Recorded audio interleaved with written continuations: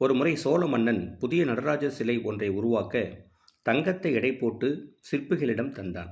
சிற்பிகள் அதை குறுகிய காலத்தில் செய்து தர எவ்வளவோ முயன்றும் சிலை உருப்பெறவில்லை. உடைந்து உடைந்து போனது. அப்பொழுது கருவூர் சித்தர் அங்கே வந்தார். கோயிலுக்குள் அரசன் தந்த தங்கத்துடன் தனியே உள்ளே சென்றார். தங்கத்தை உருக்கி சிறிதளவு செம்பால் செந்தூர் சேர்த்தார். சிலை உருவானது. மன்னன் வந்தான். சிலை கண்ணை பறித்தது. அருகில் சென்றான். ஏதோ ஒரு மங்கள ஒளி செந்தூரம் கலந்தது தெரிந்தது.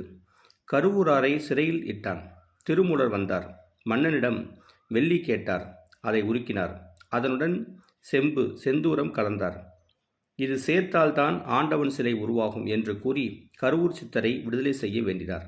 மன்னா, உன் ஆசை உத்தரவுப்படி பகவான் உருவாக மாட்டார். பக்தி என்னும் செம்பு சிறிதாவது வேண்டும். ஆண்டவன் அப்பொழுதுதான் தோன்றுவார் என்றார் திருமூலர். நன்றி.